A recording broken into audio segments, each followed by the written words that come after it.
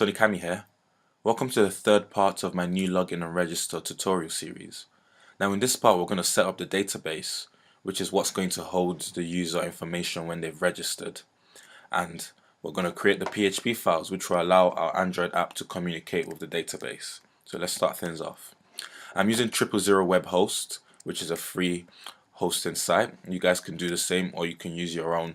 So if you're using 000 web host, head over to go to cPanel, and now in the database section click MySQL. Now I've created a database already, but to do the same thing you just enter the name, the username for your database and the password for your database and click create database and give that a few minutes for it to create. And now when you've created your database, to view it click phpMyAdmin and then click enter phpMyAdmin. Now this will take you to the database.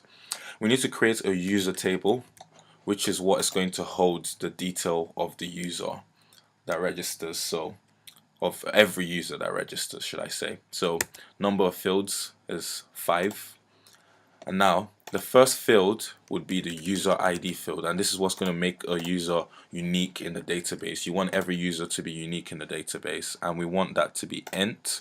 And in the extra, I want you guys to select auto increment. This means it will go from 0, 1, 2, 3, and it ensures that the user ID will be unique. Now, second thing that we need to store about the user is the name, and it's a var char, so it means we have to give a length to it. So I'm making it 16. This means the maximum length of a name we can have in a database is 16.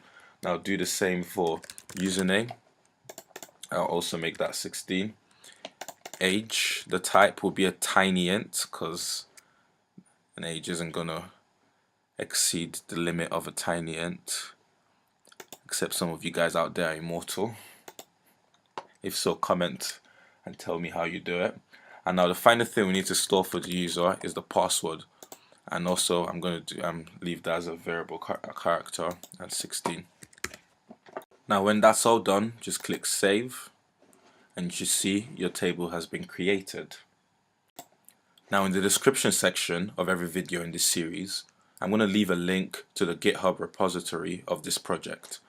And if you head over to that link now, you see there's the login.php and the register.php.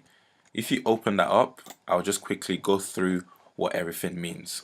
Now, this is the most important thing for you guys to change. Now it says my host, my user, my password, my database.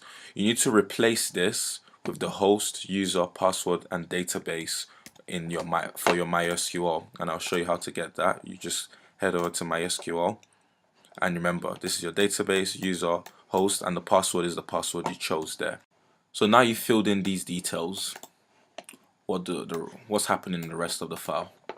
So when the Android app calls this login.php file, it's going to give it a username parameter and a password parameter, and this line is going to select a user from the database where the username and password matches the username and password that has been given to this file right here, and it basically gets the rest of the details from the database, such as the name, age, and password, and it encodes it into a JSON format and then sends it back to the app. And now just same thing is, and this is similar for the register.php file too. So when the Android app calls the register.php file, it will give you a name, age, username, and password parameter. And what this line does right here is inserts these details into the user table, and then it responds with a JSON array that says success is equal to true. This basically says that the person was registered successfully. Now if you guys want to extend this yourself, you can do things such as checking the table to see if the username already exists, and if it does, then make the success false, which will stop the login, but we're not going to be doing that in this tutorial. Now that you guys have an understanding of what the login.php and the register.php files are doing, we need to now upload these files to our server.